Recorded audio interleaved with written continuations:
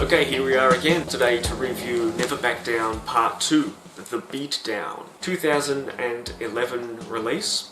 Straight to video, 1 hour 40 minutes. I believe the movie had a $3 million budget, which is quite small, and was shot in just 4 weeks. Now, judging by the way the movie was made, that's pretty incredible, because having just 4 weeks to shoot a film and make it look this good is a great feat. Obviously a sequel to Never Back Down, which was released in 2008. Now let's talk quickly about the first Never Back Down film.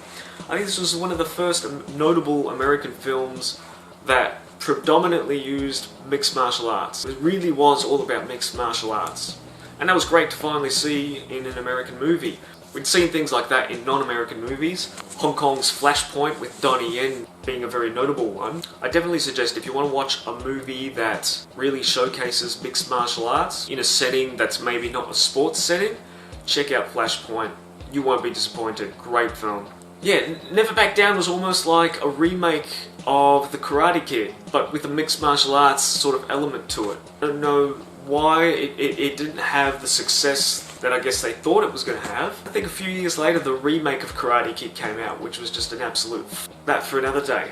Never Back Down 2, I have a few issues with it, but fun film. Now this movie isn't a direct sequel, though it happens in the same sort of universe. Evan Peters, who was in the first film, is in this film as well. You'll remember Evan Peters as Quicksilver from the recent X-Men films. He was also in Kick-Ass, which is a movie that troubles me.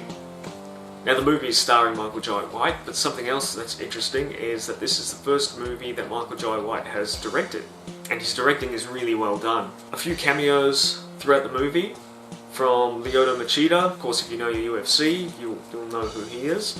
And also Big John McCarthy towards the end. Obviously these are very short cameos, and I'm guessing we're putting there for certain appeal. The fight choreography in Never Back Down 2. Fantastic, really great stuff. Great showcasing of mixed martial arts, great showcasing of jiu-jitsu moves. And they weren't done in a half-assed sort of a way, they were done technically quite nicely. There's something straight away that I want to get off the top of my head. The soundtrack in this film. Ugh. I don't think there was a song on here that didn't irritate the absolute shit out of me. Didn't like it. Now getting back to Michael Jai's direction, Michael Jai directed a great film here. It was set up in such a way that even though it had objectionable music to me, I was kind of glued to the TV. Another negative thing that I want to talk about is the characters. I'm not going to say that it was the actors who did this, but the main characters in this film, apart from Michael Jai White's character, very unlikable characters. I couldn't find anything positive or appealing about them. Because it wasn't the actors' faults. I'm just guessing it was the way these characters were written. They're just very arrogant, very non-likable characters. Two main characters, Mike and Zach. Not to take away from the acting by Dean Geyer, who was known for Australian Idol in Australia. I believe Alex Moraz was in a few of those vampire films. Both talented martial artists and great actors. They're just not likable in this movie. But from what I could see, they were really good actors. It's just a shame that their characters were who they were. Something else of note, without trying to give away spoilers, is Scott Epstein's character. I believe he was called Justin Epstein in the film. Now the Justin character, I kind of didn't like where his character went. He starts out as a victim at the beginning of the film. He's a comic book store owner. For some reason, he gets himself into some trouble, and, well, let's just say he doesn't give off a Brody Mallrats sort of vibe. His character seems to go from being a zero to a very well-established fighter in a very little time frame. You know, from going from nothing to being an absolute tank, it was a little bit unbelievable. And the developments that his character goes through seems a little bit of a shame. I just didn't like the direction that his character went through. Especially seeing as the two main characters were real asswipes. Now getting back to the fight scenes in the movie, great fight scenes. Everybody here is really talented, especially Michael Jai White, who, as we know, was also handling the directing to the film. I won't go through the list of martial arts qualifications that he has because it's a long one. Somebody that went under the radar in this film was Todd Duffy. Todd Duffy seems like quite a likeable character in this film, and it's a shame. I would have loved to have seen his character as being the main focus in this movie, but unfortunately it wasn't. Todd Duffy is obviously a real-life mixed martial artist, and he's competed in Japan, Brazil, the US, India, quite a successful athlete in real life. I believe he had a 7-second knockout achievement in the UFC. That would have been in the heavyweight division. Great professional record, and I believe his nickname was the Irish Car Bomb.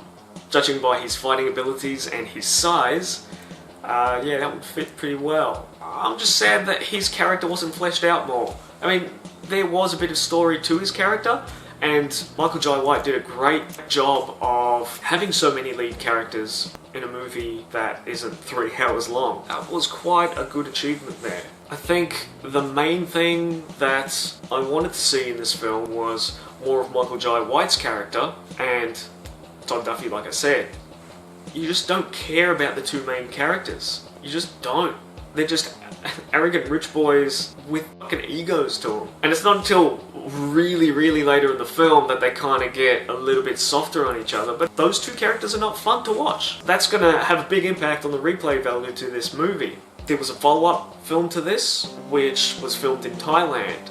Now, I haven't seen that as yet, but judging by the trailer to it, it looks leagues ahead of this film. Now, something else that I don't like in just movies in general is that whole college university crap. If you really want to turn me away from a movie, have the characters in college. There's something about that whole bullshit college mentality. But yeah, overall, a very well directed movie, and for a movie that was shot in such a short amount of time, very well made film.